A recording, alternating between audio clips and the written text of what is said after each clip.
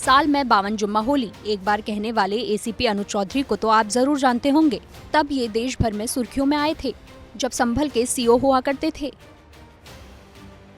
और संभल हिंसा के बाद होली और जुम्मा एक साथ पड़ा था तो मीडिया के कैमरे के सामने आकर बोल दिया था, साल में होली एक बार आता है, जुम्मा तो 52 बार आता है।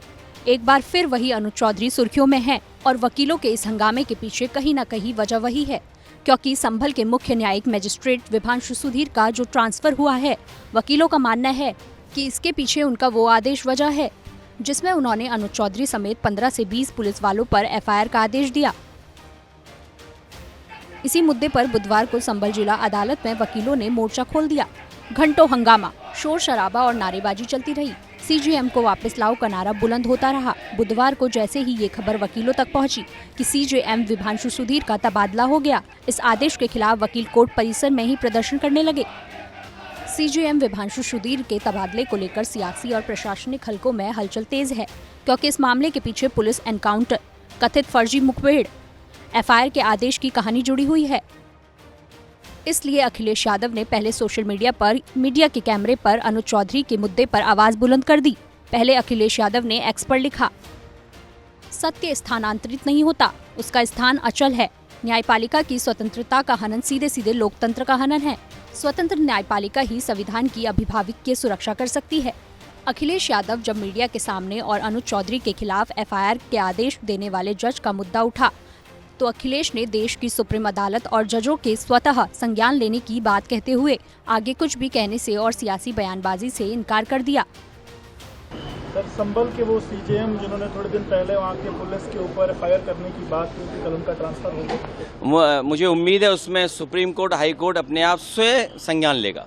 सर लेकिन सुप्रीम कोर्ट और हाई कोर्ट स्वयं संज्ञान लेगा और मैं समझता हूँ देश के जितने भी बुद्धिजीवी लोग हैं और जो जजेस लोग हैं वो स्वयं संज्ञान इस बात को लेंगे। ये हमारे और आपकी चर्चा की बात नहीं है। दरअसल संभल में 18 सितंबर 2025 को विभांशु सुधीर ने मुख्य न्यायिक मजिस्ट्रेट के तौर पर कार्यभार संभाला था। कार्यभार संभालने के कुछ ही महीनों बाद उन्होंने ऐसे फैसले दिए। मामले की शुरुआत 6 जनवरी 2025 को दायर एक याचिका से हुई। नखासा थाना इलाके के रहने वाले यामीन ने कोर्ट में गुहार लगाते हुए कहा कि 24 नवंबर 2024 को संभल में हुई हिंसा के दौरान उसका बेटा जमा मस्जिद के इलाके में ठेले पर रस्क बिस्किट बेचने गया था। इसी दौरान पुलिस फायरिंग हुई जिसमें उसके बेटे को 3 गोलियां लगी। यामीन ने तत्कालीन एएसपी अनुज चौधरी समेत पुलिसकर्मियों पर गंभीर आरोप लगाए। इस याचिका पर सुनवाई के बाद 9 जनवरी 2026 को सीजेएम विभांशु सुधीर ने बड़ा आदेश देते हुए एएसपी अनुज चौधरी, इंस्पेक्टर अनुज तोमर समेत 15 से 20 पुलिस कर्मचारियों के खिलाफ एफआईआर दर्ज करने का निर्देश दिया।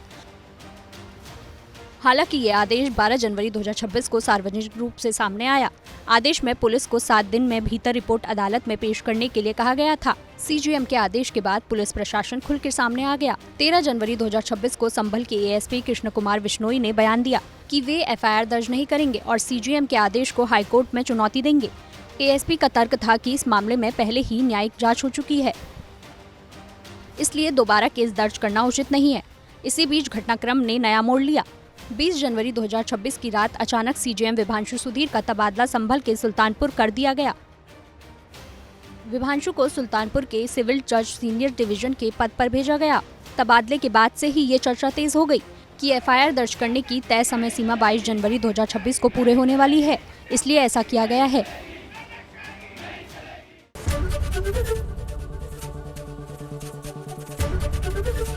एबीपी गंगा, खबर आपकी, जुबान आपकी।